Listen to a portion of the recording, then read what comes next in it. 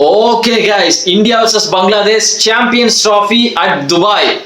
சாயங்காலம் 5 மணிக்கு முடிய வேண்டிய மேட்சை 10 மணி வரை கொண்டு போனதுக்கு காரணம் யாரு அப்படின்னா என் தலைவன் ரோஹித் சர்மா தான். தலைவன் மட்டும் அந்த கேட்சை உருப்படியா பிடிச்சிருந்தான்னா சாயங்காலம் 5 மணிக்கு மேட்ச் முடிஞ்சிருக்கும். ஆனா அது பண்ணல. டேபிள கவுத்தி போட்டுருப்பா அந்த அளவு ஆயிட்டா அந்த மொமெண்ட். ஒரு ஹேட்ரிக் மிஸ். ரோஹித் சர்மாவே அந்த கிரவுண்ட போட்டு அடிச்சு உருண்டு பரண்டிட்டு இருந்தான். எல்லாருக்கும் தெரியும் அந்த ஹேட்ரிக் வந்து எவ்வளவு கடுப்பா இருந்து எடுக்காத போதுன்னு. பட் பரவாயில்ல, ஒரு நல்ல மொமெண்ட் ஆச்சு கிடைச்சு. சுமன் கில் செஞ்சுரி போட்டு சப்பையா வின் பண்ணிட்டேன். எனக்கு தெரிஞ்சு அந்த விக்கெட்டை மட்டும் ரோஹித் சர்மா மட்டும் அந்த கேட்சை பிடிச்சிருந்தானா எனக்கு தெரிஞ்சு சுருண்டு இருப்பாங்க. 50 ரன்ல அவனுங்களாம் முடிஞ்சிருப்பானுங்க. எனக்கு தெரிஞ்சு 50 ரன்ல முடிஞ்சிருப்பானுங்க. எனக்கு தெரிஞ்சு 5 மணிக்கு முன்னாடியே அந்த மேட்ச் எல்லாம் முடிஞ்சிருக்கும். ஏன்னா அவங்க டீம்ல ஒரு பயம் கிடையாது பங்களாதேஷ்லனா. சோ இன்னைக்கு துபாயில மேட்ச் நடந்துச்சு. டாஸ் ஜெயிச்சானுங்க. ஜெயிச்சுட்டு அவனுங்களே பேட்டிங் எடுத்துக்கிறேன்ட்டானுங்க. நல்ல முடிவு. இந்த மாதிரி சின்ன டீம்னா நல்லா தெரிஞ்சுக்கோங்க. நீங்க பேட்டிங் எடுத்துக்கோங்க. தேவையில்லாம நாங்க பவுலிங் போடுறேன் அப்படின்னு சொல்லிட்டு இந்தியாவை 400 அடிக்க விடாதீங்க. நல்ல முடிவு எடுத்தாங்க பங்களாதேஷ். நாங்க வந்து தேவையில்லாம நாங்க வந்துட்டு ஃபீல்டிங் பண்ணி இந்தியா வந்துட்டு சேஸ் பண்ண போறோம் அப்படின்னா 400 ரன் அடிப்பானுங்க இந்தியா. அந்த 400 ரன் நீ சேஸ் பண்ணிட்டு வர போறியா? இல்ல, பண்ண முடியாது. பேசிக்கா தெரிஞ்ச விஷயம் தெரிஞ்சிருச்சு கேப்டனுக்கு. நான் வந்துட்டு பேட்டிங் எடுத்துக்கிறேன் சார், நான் பவுலிங் போடல அப்படின்ட்டான். பேட்டிங் எடுத்துட்டு லேண்ட் ஆடுங்க. ஷமி வந்துட்டாண்டாடே, கம்பேக்ரா ஷமி. ஓகே, இருந்தாலும் பங்களாதேஷ் ஒரு டுபாகூர் டீம் தான். நம்ம வந்துட்டு எல்லாத்தையுமே வந்துட்டு ஒரு தலைக்கு மேலாம் ஆடக்கூடாது. பட் பவுலர்ஸ் எல்லாருமே சூப்பரா போட்டாங்க. பிச்சு செம கிராக்கா இருந்துப்பா. செம கிராக்கா இருந்து நல்ல ஸ்பின் பிச்சு, நல்லா ஸ்பின் போனானுங்க இன்னைக்கு. நம்ம ஸ்பின்னர்ஸ் எல்லாம் சூப்பரா போட்டானுங்க. நான் விக்கெட் வந்துட்டு ஸ்பின்னர்ஸ்ல யார் எடுத்தான்னா அக்சர் பட்டேல் மட்டும்தான் எடுத்தான். பட் குல்தீப் யாதவா இருந்தாலும் சரி, ஜடேஜாவா இருந்தாலும் சரி, ரொம்ப எக்கனாமிக்கலா போட்டாங்க. நல்ல எக்கனாமிக்கலா போட்டாங்க. பட் நம்ம ஷமி 5 விக்கெட். மறுபடியும் ஐசிசி அப்படின்னு வந்துட்டாலே தலைவன் வந்துட்டு ஒரு மாதிரி வெறி ஆயிடுறான். பேய் பிடிச்ச மாதிரி ஆயிடுறான்ப்பா ஷமி. எப்படியாவது விக்கெட் எடுத்துறான். ஸ்டார்டிங்ல இருந்து அவங்களுக்கு மொமெண்டமே இல்ல. ஹர்ஷித் ராணா ஒரு டீசென்டான ஒரு 2 விக்கெட். பவுலர்ஸ் எல்லாருமே சூப்பரா போட்டாங்க இந்தியால. ப்ராப்ளமே இல்ல. பட் பும்ரா இருந்திருந்தா இன்னும் நல்லா இருந்திருக்கும். சரி, ஒரு 2 பேர் ஷமி பும்ரா 2 பேர் தான் நல்லா இருக்கும் அப்படின்னு நினைச்சேன். பட் எதுவுமே பண்ண முடியாது. Is injured. நல்ல டீம் இருக்கு. ஷமி 5 விக்கெட். அவங்களுக்கு ஸ்டார்டிங்ல இருந்து மொமெண்டமே இல்ல. ஸ்டார்டிங் பவர் பிளேல இருந்தே ஷமி 2 விக்கெட் எடுக்க ஆரம்பிச்சிட்டான். 2 விக்கெட், ஹர்ஷித் ராணா 1 விக்கெட், டக்குன்னு போக ஆரம்பிச்சு. அதுக்கப்புறம் அக்சர் பட்டேல் தான் வந்தவன 2 விக்கெட் வந்துச்சு. அவ்வளவுதான், ஹேட்ரிக் கன்ஃபார்மா முடிஞ்சிரும் அப்படின்னு நினைச்சும் போது ரோஹித் சர்மா வந்து அந்த கேட்சை விட்டுட்டான். கடுப்பா இருந்துச்சு எனக்கு அந்த ரோஹித் சர்மா அந்த கேட்ச் விடும்போது. ரோஹித் சர்மாக்கே அது கடுப்பா தான் இருந்துச்சு. ஒவ்வொரு ரன்னு போகும்போதும் என் மைண்ட்ல ஓடினது என்னன்னா, ஐயோ இவன் அப்பவே கேட்ச் பிடிச்சிருந்தா மேட்ச் முடிஞ்சிருக்குமே அப்படின்னு தான் இருந்துச்சு. இப்ப உட்காந்து பார்ட்னர்ஷிப் 150 ரன் பார்ட்னர்ஷிப் வச்சுட்டானுங்க. ஜாக்கர் அலியும் ஹிர்தாய் ஒரு செஞ்சுரி போட்டா. ஜாக்கர் அலி உண்மையிலே நல்லா விளாண்டா. ஒரு டெஸ்ட் மேட்ச் விளாண்டுட்டு போயிட்டா வர வழியே இல்ல. ஹிர்தாய் நல்லா விளாண்டா, சூப்பரா விளாண்டா. ஒரு எப்படி சொல்றது, அந்த செஞ்சுரி போடுறதுக்குள்ள அவன் உயிரே போயிட்டு அப்படிதான் சொல்லணும். 90ல இருந்து ஒரு 10 வாட்டியாச்சும் அந்த தெரபிஸ்ட் வந்துருப்பானுங்க அங்க இருந்துட்டு. இவன் காலை பிடிச்சிட்டு படுத்துருவான், உருண்டுருவான், அங்க பிரதர்ஷனம் பண்றான், எல்லாமே பண்றான். உயிரை கொடுத்து செஞ்சுரி போட்டுட்டான் அப்படின்னு தான் சொல்லணும். அந்த அளவு பண்ணிட்டு இருந்தான். பட் பரவாயில்ல, செஞ்சுரியாச்சும் போட்டியால வந்ததுக்கு ஒரு செஞ்சுரி போட்டு போனியா இந்தியாவோட அப்படின்ற ஒரு பெருமையாவது உனக்கு இருக்கும். இன்னைக்கு நிறைய இந்தியா வந்து ஒஸ்ட் ஃபீல்டிங் ரொம்ப பண்ணானுங்க. கொஞ்சம் ரோஹித் சர்மா ஒரு கேட்ச், ஹர்திக் பாண்டியா கேட்ச விட்டான், ஹிர்தாயோட கேட்ச ஹர்திக் பாண்டியா விட்டான். சோ வந்து இந்தியா ஃபீல்டிங் ரொம்ப ஸ்லாப்பியா இருந்துச்சு கிரவுண்ட்லனா. 4 போச்சுன்னா முன்னாடினா போய் ஃபாஸ்டா போய் பிடிப்பானுங்க. இப்ப அப்படியே விட்டுறானுங்க. பாத்துக்கலாமா பேட்டிங்ல? அப்பா அதெல்லாம் நீங்க பண்ண வேண்டாம், புரியுதா? நீங்க ஃபீல்டிங்க ஒழுங்கா பண்ணுங்க. அதெல்லாம் நீங்க யோசிக்கவே வேண்டாம். நீங்க பாட்டுக்கு ஃபீல்டிங்க நல்லா பண்ணுங்க, மேட்சை ஈஸியா ஜெயிக்கலாம்ப்பா. பங்களாதேஷ் தானே அப்படின்னு விடாதீங்க. அடுத்து வேற அவனு பாகிஸ்தானுக்கும் நமக்கும் மேட்ச் இருக்கு. அதுல என்ன பண்ண போறான்னு பாப்போம். பாகிஸ்தானோட கொஞ்சம் கேர்ஃபுல்லா தான் இருக்கணும். ஏன்னா அவங்க தோத்துக்கிட்டே இருக்கானுங்க. திடீர்னு வாரி விட்டு போயிடுவானுங்க, காலை இழுத்து விட்டுருவோம் இந்தியாவை அப்படின்னு. சோ கேர்ஃபுல்லா ஆடணும். பாகிஸ்தானோட ரொம்ப எப்படி சொல்றது, அன்பிரடிக்டபிளா தான் எப்பவுமே பாகிஸ்தான் வருவானுங்க. அவங்களை அடிக்கிற வரை நம்ம கொஞ்சம் சூத்த மூடிட்டு தான் இருக்கணும். அதுக்கப்புறம் நமக்கு நியூசிலாண்டோடய மேட்ச் இருக்குது. அவனுங்களும் மோசமானவனுங்க தான். அவனுக்கு தான் மோசமானவனுங்க பாகிஸ்தானோட. அவனுக்கு செம ஃபார்ம்ல இருக்கானுங்க நியூசிலாந்து. அவனுங்களையும் அடிக்கணும்.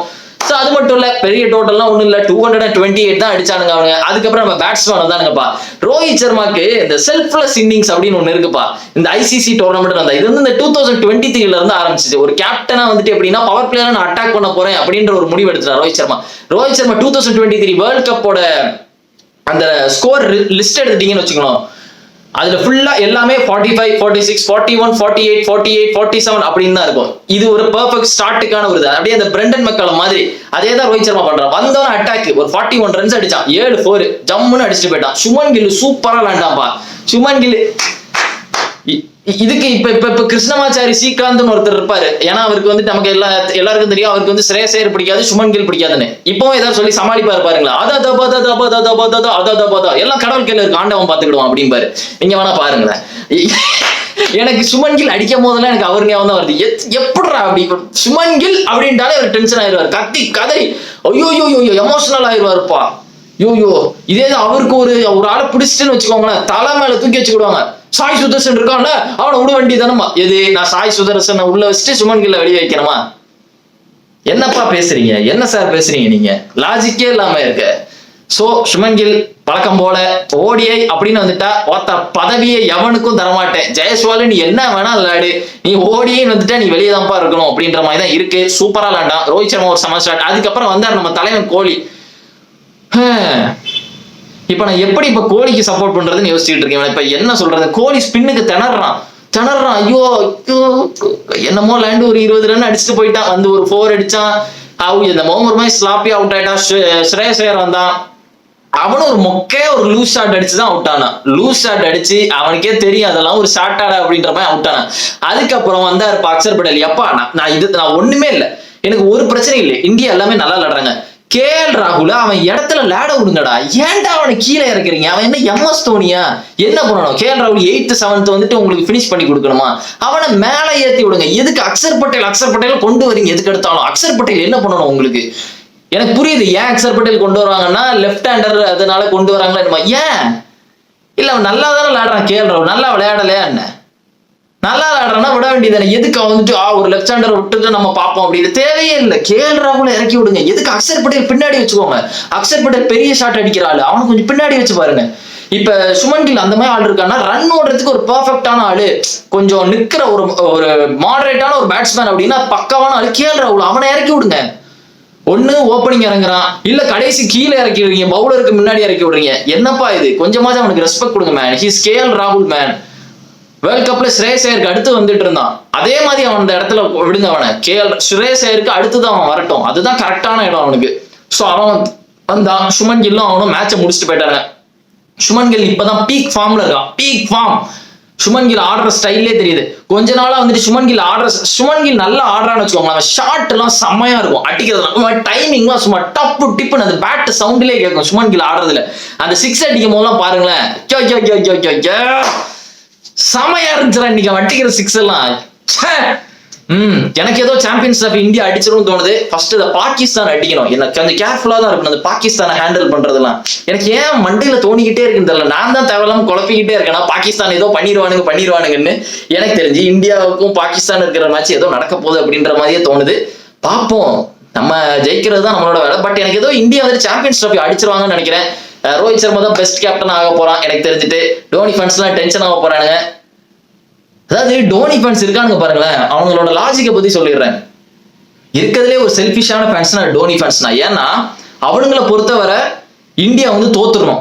ஏன்னா அவங்களை பொறுத்தவரை எப்படி இருக்கணும்னா, டோனி அடிச்சாதான் இருக்கணும் கப்பு, வேற யாருமே அடிச்சிருக்க கூடாதுப்பா அப்படின்ற மாதிரி ஒரு மைண்ட் செட்ல இருக்கானுங்க. T20 வேர்ல்ட் கப்பு கூட பாதி டோனி ஃபேன்ஸ் வந்துட்டு அழுறானுங்க, இந்தியா தோத்துடணும் ஃபைனல், இந்தியா சவுத் ஆப்பிரிக்காவோட ஃபைனல் தோத்துடணும் அப்படின்னு.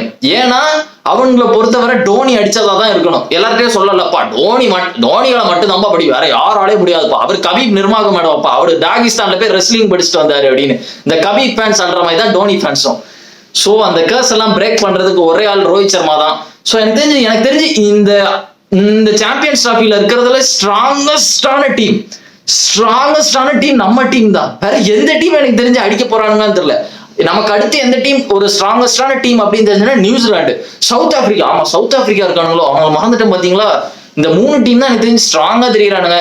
இந்த அன்பிரடிக்டபிள் பாகிஸ்தான் ஒருத்தர் இருக்காங்க, அவங்களை வந்துட்டு அவ்வளவு சீக்கிரமெல்லாம் இடப்படக்கூடாது. ஓகேவா? நான் எதுக்கு இப்ப தலைமையில ஆடிட்டு இருக்கேன், பங்களாதேஷ் அதனால அடிச்சோம். பட் பரவாயில்ல, நம்ம அடிச்சிட்டோம். பட் இருந்தாலும் நமக்கு வந்து நெக்ஸ்ட் மேட்ச் தான் ரொம்ப இம்பார்ட்டன்டா இருக்க போகுது. பாகிஸ்தானோட மேட்ச் தான் வந்துட்டு ரொம்ப இம்பார்ட்டன்டா இருக்க போகுது. அவனுங்களை ஜெயிக்கிறதுலாம் இருக்கு. பங்களாதேஷ் ஒன்றும் பெரிய டீம் இல்லை. இப்ப நம்ம அடிச்சது ஒன்றும் பெரிய புடுத்தி டீம்னா இல்லை. பங்களாதேஷ் ஒரு டீமே கிடையாது சொல்ல போறோம்னா. ஆப்கானிஸ்தான் இந்தியா அடிச்சிருந்தா கூட நம்ம வந்து பெருசா எடுத்துக்கலாம். பங்களாதேஷ் ஒரு டீமே இல்லை சொல்ல போறோம்னா. பாகிஸ்தான் நியூசிலாந்து அடிக்கிறது தான் எல்லாமே இருக்கு. அவனுங்களை அடிச்சாதான் நம்ம உள்ளே போக முடியும் அப்படின்ற மாதிரி இருக்கு. பட் இருந்தாலும் எனக்கு கொஞ்சம் ஒரு மாதிரி ஒரு ஆக்வர்டான ஒரு ஃபீலிங் இருந்துகிட்டே இருக்கு. ரோஹித் சர்மா அந்த கேட்சை முடிச்சிருந்தா மேட்சை டக்குன்னு முடிச்சுட்டு ரன் ரேட்டாவது ஏறி இருக்கும், ஒருவேளை நம்ம மேட்ச் தோத்தா அது வந்து ஹெல்ப்ஃபுல்லா இருந்திருக்குமே அப்படின்னு யோசிச்சுக்கிட்டே இருக்கேன்.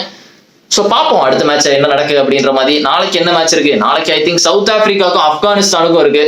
இன்ட்ரெஸ்டிங்கா இருக்க போது என்ன பண்ண போறாரு அப்படின்னு. நாளைக்கு என்னது? சவுத் ஆப்பிரிக்காவுக்கும் அவங்களுக்கு தானே.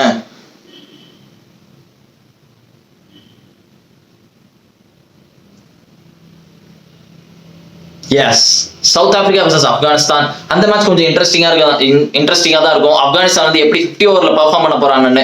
2023ல இருந்துட்டு எப்ப வந்துட்டு ஜானத்தன் ட்ராட்டை வந்து கோச்சா போட்டாங்களோ அப்பவே வந்துட்டு ஆப்கானிஸ்தான் வந்து ஒரு மாதிரி பயங்கரமாயிட்டாங்க. அவங்க வந்து டீம் ஆட ஆரம்பிச்சிட்டாங்க. அதுக்கு முன்னாடி எல்லாம் எப்படி ஆப்கானிஸ்தானோட மைண்ட் செட் இருக்கும்னா, ஒரு டோர்னமெண்ட் வருவானுங்க, ஏதாவது ஒரு பெரிய டீம் அடிப்பானுங்க, அடிச்சுட்டு அதை ஏதோ வேர்ல்ட் கப் ஜெயிச்ச மாதிரி செலிப்ரேட் பண்ணுவானுங்க. அதான் நடந்துட்டு இருந்துச்சு. பட் ஜானத்தன் ட்ராட் வந்துட்டு அந்த இதே மாத்திட்டான். அவங்க பிளேயருக்கு வந்துட்டு எப்படி சொல்றது, பெஸ்ட்டை கொடுக்கணும் அப்படின்னு கொண்டு வந்தது ஜானத்தன் ட்ராட் தான். அந்த கோச் கொண்டு வந்ததே ஒரு நல்ல இதா தெரியுது. ஸோ அதோட இம்பாக்ட்லாம் பார்த்தோம் நம்ம 2023 வேர்ல்ட் கப்ல பெரிய டீமை தோக்கடிச்சானுங்க. அதுக்கப்புறம் 2024ல பார்த்திருப்போம், ஆஸ்திரேலியாவை தோக்கடிச்சானுங்க, செமிஃபைனல் வந்தானுங்க. ஸோ எனக்கு தெரிஞ்ச இன்ட்ரெஸ்டிங்கா இருக்க போது சவுத் ஆப்பிரிக்கா என்ன பண்ண போறானுங்க ஆப்கானிஸ்தானோட அப்படின்னு பார்ப்போம். எது ரிவெஞ்ச் எதுவும் கொடுக்குறானுங்களா ஆப்கானிஸ்தான் அப்படின்னு பார்ப்போம். ஸோ நமக்கும் இன்ட்ரெஸ்டிங்கா இருக்கும் போது பாகிஸ்தானோட நியூசிலாண்டோட மேட்ச் எல்லாம் என்ன நடக்கு அப்படின்னு நீங்க என்ன நினைக்கிறீங்க? யாரு வந்துட்டு சாம்பியன்ஸ் டிராஃபி ஜெயிக்க போறான்னு நினைக்கிறீங்க? இந்தியாவா இல்ல வேற ஏதாவது அடிச்சுட்டு போயிருவானுங்களா அப்படின்னு? இந்தியா ஜெயிச்சாதான் வெயிட்டா இருக்கும். எனக்கு எது இந்தியா ஜெயிச்சிருவானுங்க அப்படின்னு தான் தோணுது. என்னதான் வந்துட்டு காக்கியா இருந்தாலும் எனக்கு தெரிஞ்சு இந்தியா தான் ஸ்ட்ராங்கஸ்டா இருக்காங்க. இந்தியா ஜெயிச்சாதான் அது வந்துட்டு லாஜிக்கலி கரெக்டா இருக்கு. வேற எந்த டீம் ஜெயிச்சாலும் நான் வந்து ஏத்துக்கிட மாட்டேன். என்ன வேற என்ன டீம்? வாய்ப்பே இல்லை. சவுத் ஆப்பிரிக்கா வந்துட்டு அவங்க ஜெயிச்சா டெஸ்ட் வேர்ல்ட் கப் ஜெயிச்சுக்கிட்டு இதெல்லாம் ஜெயிக்க வேண்டாம். நியூசிலாந்து இந்தியா தான் கொஞ்சம் கேள்விக்குறியா இருக்குது. ஸோ பார்ப்போம். இன்னைக்கு வந்துட்டு மேட்ச் சப்பையா முடிச்சானுங்க. சுமன் கிலுக்கு தான் மேன் ஆஃப் த மேட்ச் கொடுத்தாங்க. நான் ஷமிக்கு கொடுப்பாங்கன்னு நினைச்சேன். பட் பரவாயில்ல, அவன் வந்துட்டு நின்று விளையாண்டுட்டான். ஏன்னா கொஞ்சம் வந்துட்டு ஒரு கட்டத்துல வந்துட்டு இந்தியா டக்குன்னு விக்கெட் போற மாதிரி இருந்து. பட் அவன் விளையாடுறதே வந்து சூப்பரா இருந்துச்சு. இன்னைக்கு சுமன் கில் விளையாடுறது வந்து சூப்பரா இருந்து. கிட்டத்தட்ட 4 மேட்ச் அசைக்கவே முடியல, அந்த அளவு பயங்கரமா விளையாடுறான் Shubman Gill. So India win பண்ணிட்டானுங்க. பாப்பா என்ன நடக்கணும். ஓகே, அதுக்கு முன்னாடி சேனலுக்கு சப்ஸ்கிரைப் பண்ணுங்க, வீடியோக்கு லைக் பண்ணுங்க, and see another video and remember it always be on top. Cheers.